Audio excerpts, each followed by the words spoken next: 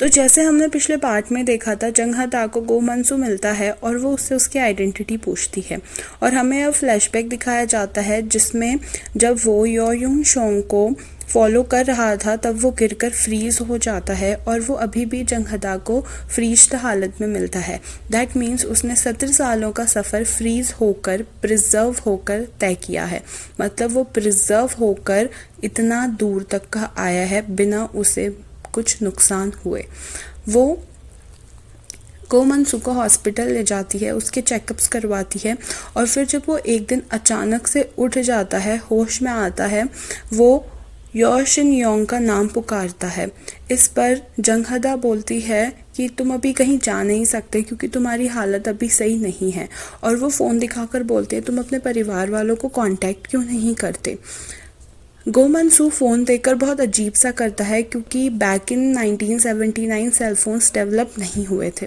वो अपने आसपास का एनवायरनमेंट देखता है कि कैसे लोगों ने अलग तरीके के कपड़े पहने हैं, न्यूज़ चैनल्स अलग तरीके से आ रहे हैं और यहाँ तक कि फ़ैशन शो भी चल रहा है। तभी वो जंग हदा से डेट पूछता है और जंग हदा बताती है आज दिसंबर 6 है। वो बोलता है अच्छा दिसंबर 6, और तभी जंग हदा बोलती है दिसंबर 6 2016, और वो बोलता है क्या 2016, पर मैं अभी अभी 1979 में था। ये सुन जंग हदा को लगता है कि गो मंसू के दिमाग पर कोई चोट आई है और वो पागल हो गया है। उसको कोई समझ नहीं आता और वो भागा भागा जाता है हॉस्पिटल से बाहर। वहीं जंग हदा भी उसको फॉलो करती है पर वो काफ़ी दूर जा चुका होता है। जंग हदा के हाथ में गो मंसू की एक डायरी रह जाती है जिसमें उसने स्केचेस बनाए हैं और उस पे यो शिन योंग के काफ़ी सारे स्केचेस हैं। अब यहाँ पर गो मंसू बिल्डिंग्स देख रहा है बड़ी बड़ी, लाइफस्टाइल चेंज हो चुकी है, ट्रैफिक्स लग रहे हैं, बसेस अलग हैं, लोग अलग हैं, और वो सोचता है कि मैं अपने थिएटर जाता हूँ। पर थिएटर जाने पर उसको पता चलता है कि उसकी जगह एक होटल बन चुका है और उसके कोने पर एक बोर्ड पर इंफॉर्मेशन लिखी है कि यहाँ पर कभी एक थिएटर हुआ करता था। वो जब रिसेप्शनिस्ट से जाकर पूछता है तो ऑब्वियसली 17 ईयर्स हो चुके हैं और उन्हें इस बारे में कुछ नहीं पता होता। वो बाहर से निकलकर बहुत अजीब सा करता है और वो फिर कहीं पर बैठ जाता है। वहीं दूसरी तरफ हम देखते हैं जंग हदा पुराने स्टफ्स को निकाल रही है ताकि वो अपने फादर को दिखा सके उनकी मेमोरीज के लिए, और तभी वहाँ उसका भाई भी आता है। जंग हदा को एक स्केच मिलता है और वो स्केच होता है हान योंग शिल का, और वो हान योंग शिल को देख के बोलती है ये मॉम की फ़ोटो है, और तभी उसका भाई उसके सर पर अपने हाथ से बैंग्स बनाते हुए बोलता है कि तुम बिल्कुल माँ की तरह दिखती थी। तो इसका मतलब जंग हदा की शक्ल हान योंग शिल से इसलिए मिलती है क्योंकि वो उसकी माँ है। और तभी उसको एक टिकट मिलता है और वो सॉन्ग रिक्वेस्ट का चिट मिलता है जो हान योंग शिल उस डीजे से करती थी। तो इसका मतलब जो डीजे यून सुक था वो इनका फादर है। तो दैट मीन्स पास्ट में डीजे यून सुक और हान योंग शिल की शादी हो गई थी और ये दोनों उनके बच्चे हैं। तभी वो स्केच के किनारे पे एक अलग सा सिग्नेचर नोटिस करती है जो उसने गो मंसू की डायरी पे देखा था। जब वो जाकर देखती है तो वो दोनों बिल्कुल सेम सिग्नेचर होते हैं। अब यहाँ गो मंसू जाता है यो शिन योंग के एड्रेस पर उसे ढूंढने के लिए। दरवाज़ा खटखटाने पर बाहर निकलती है जंग हदा। इसका मतलब अब इस घर के नए ओनर हैं जंग हदा के फादर, और वो जंग हदा को देख बहुत शॉक्ड हो जाता है क्योंकि वो ऑब्वियसली अपनी गर्लफ्रेंड को एक्सपेक्ट कर रहा था, और पूछता है कि यहाँ पे कोई यो शिन योंग रहती थी क्या। इस पर जंग हदा बोलती है नहीं, यहाँ पे ऐसी कोई औरत नहीं रहती थी और मैं अब यहाँ रहती हूँ। तभी वो अंदर जाकर देखती है लैंडलॉर्ड की स्लिप जिस पर जंग हदा देखती है उसी औरत का नाम जो औरत का नाम गो मंसू ने बोला, और बोलती है अच्छा तो यहाँ की जो लैंड लेडी थी वो इससे प्यार करती थी, ये इसका पहला प्यार था। और वो इन सारी चीज़ों को काफ़ी स्टूपिड समझती है। तभी उसका भाई कहीं जा रहा होता है और वो अपने भाई से कहती है कि क्या तुम बाहर देख के बता सकते हो कि वो पागल आदमी अभी भी बाहर खड़ा है। उसका भाई बाहर देखकर बताता है कि बाहर कोई नहीं है। उसके भाई के जाते ही जैसे ही जंगहदा भी बाहर निकलती है वैसे ही गो मंसू अचानक से उसके सामने आ जाता है और फिर बोलता है मुझे काफ़ी ठंडा लग रहा है, ना ही मेरे पास घर है रहने के लिए, ना ही मेरे पास पैसे हैं खर्चने के लिए। ये देख जंगहदा को उस पर दया आ जाती है और वो उसे अपने घर के अंदर ले जाती है। टेम्परेचर नापने पर उसका टेम्परेचर 27 डिग्री सेल्सियस आता है और वो बोलती है तुम हो क्या तुम स्नोमैन हो क्या? तभी गो मंसू बड़े अजीब से लुक से बोलता है हाँ शायद मैं वही हूँ। और तभी वो फ्रिज से एक फ्रोज़न फूड का पैकेट निकाल कर बोलती है अच्छा तो तुम ऐसे फ्रोज होके टाइम ट्रैवल किया है तुमने।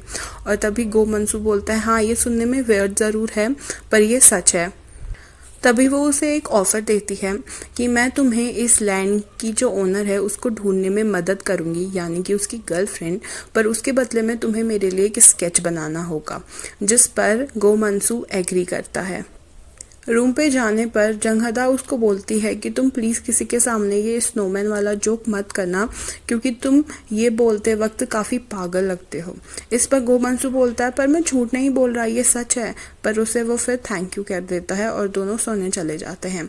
दूसरे दिन जंगहदा का भाई घर आता है और वो देखता है गो मंसू को और वो सोचता है कि गो मंसू उसकी बहन का बॉयफ्रेंड है, पर वो उसको ये बोलकर डरका देती है कि ये बस मेरा दूर का पहचान का है। अब अपनी लैंडलेडी की स्लिप से जंगहदा को एक कॉन्टैक्ट नंबर मिलता है जिसके बारे में वो गो मंसू को बताती है और फिर वो जब कॉल मिलाती है तो वहाँ पर कोई भी अवेलेबल नहीं होता है और आवाज़ सीधे चली जाती है वॉइस मेल पे। वो वॉइस मेल पर ये बोलकर छोड़ देती है कि मैं उस लैंड ओनर की जो लड़की है वो बोल रही हूँ और मुझे इसकी पहली लैंड लेडी से कुछ बात करनी है, तो अगर जैसे ही आपको टाइम मिले तो आप मुझे प्लीज़ कॉल बैक करना।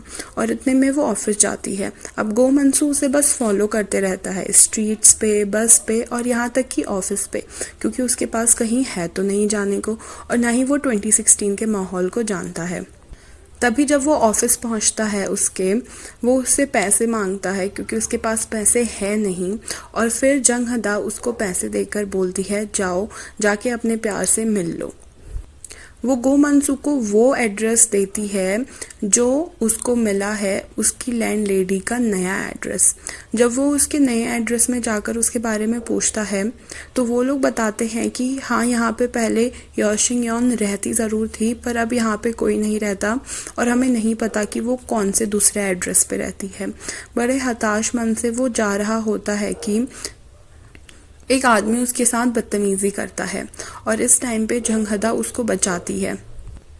अब दोनों वॉक कर रहे होते हैं और वॉक पे गो मंसू बताता है कि यहाँ पर सारे रास्ते हुआ करते थे, यहाँ पे दुकान हुआ करती थी, मैं वहाँ रहता था। वो सारी अपनी 1979 की बातें बता रहा होता है।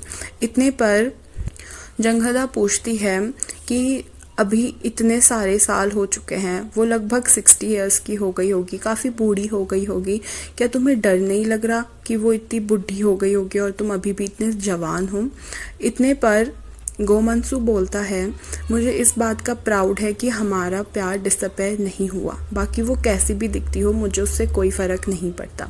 और इतने में जंगहदा के सामान नीचे गिर जाते हैं, उनका सर टकराता है और पूरी स्ट्रीट्स में लाइट्स हो जाती हैं और बहुत ब्यूटीफुल सीन हो जाता है। तभी वो एक स्केच वाला पेज उठाता है जो उसने यानी कि गो मंसू ने बनाया था जंगहदा का जब वो उसके पार्ट टाइम जॉब पे थे एक कन्वीनियंट स्टोर पे। और फिर हमें एक फ्लैशबैक दिखाया जाता है फिर से, जहाँ पर गाना सीखने की खुशी में गो मंसू डीजे युनसुक के पास जाता है और बोलता है मुझे पता है तुम किस लड़की को पसंद करते हो और तुम्हें उसको अपना प्यार का इजहार करना ही होगा। इतने पे डीजे युनसुक भी शर्मा कर कन्फेस कर देता है कि वो हान योंग शिल को पसंद करता है। गो मंसू बोलता है कि तुम बताओ वो कैसी दिखती है, मैं उसका स्केच ड्रॉ करता हूँ। और फिर वो जब उसका स्केच ड्रॉ करता है वो वही होती है हा योंग सिल। तो इस तरह से जंगहदा के कबर्ड में जो फ़ोटो थी वो फ़ोटो गो मंसू ने ही बनाई थी। अब वो फ्लावर्स लेने जब जाता है तो उस फ्लावर शॉप की ओनर होती है हा योंग शिल, और वो हा योंग शिल को एक टिकट देता है और उसने पहला टिकट डीजे युनसुक को दिया होता है और दोनों के दोनों थिएटर में मिलते हैं और फाइनली डीजे युनसुक अपने प्यार का इजहार कर देता है हा योंग शिल से। और अब हम आते हैं प्रेजेंट में और गो मंसू वो तस्वीर देखकर बोलता है, अब मुझे याद आ गया है कि मैं तुमसे कहाँ मिला था। वापस जाने पर वो अपने भाई के कपड़े गो मंसू को देती है ट्राई करने के लिए, पर वो बहुत अजीब लग रहा होता है उन कपड़ों में। तभी जंगहदा बोलती है, मेरे पापा के कबर्ड पे एक सूट है, वो तुम पहन सकते हो, वो तुम्हें फिट ज़रूर आएगा।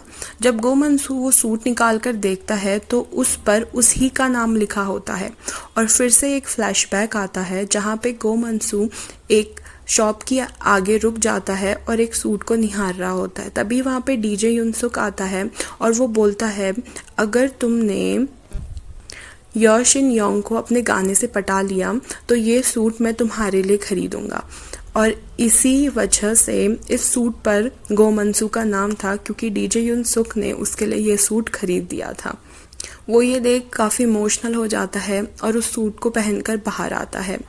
जंगहदा उसे अपने पापा से मिलाने ले जाती है और यहाँ पे काफ़ी इमोशनल सा सीन हो जाता है जब डीजे युनसुक गो मंसू को देखकर पहचान जाता है और गो मंसू भी डीजे युनसुक से काफ़ी लगाव से गले मिलता है और दोनों इमोशनली रोने लगते हैं। वहीं जंगहदा और गो मंसू फ़ोटो स्टूडियो जाते हैं और ये वही फ़ोटो स्टूडियो है जिस फ़ोटो को देखकर गो मंसू ने अपनी गर्लफ्रेंड यानी यो शिन योंग की फ़ोटो बनाई थी। वो अपनी इस स्केच को लेकर जाता है उस फ़ोटो स्टूडियो में और पूछता है कि क्या आपको इस औरत के बारे में पता है या आपने इसे कहीं देखा है। और तब वो ओनर उस फ़ोटो को देखकर बोलता है, ये काफ़ी ज़्यादा पुराना स्केच है और मुझे इतना कुछ याद नहीं, पर वो स्केच अपने पास रख लेता है ये कहकर कि अगर कोई मुझे ऐसा मिलेगा तो मैं आपको ज़रूर इन्फॉर्म करूँगा। दोनों वहाँ से चले जाते हैं और तभी ओनर का दोस्त उससे वो तस्वीर के स्केच मांगता है। अब वो स्केच लेने पर हमें दिखता है जो गो मंसू के थिएटर का ओनर था वो।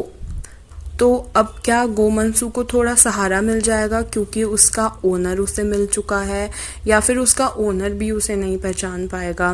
क्या यो शिन योंग उसे मिल पाएगी और वो 2016 अब क्या करेगा? क्या वो 1979 में वापस चला जाएगा?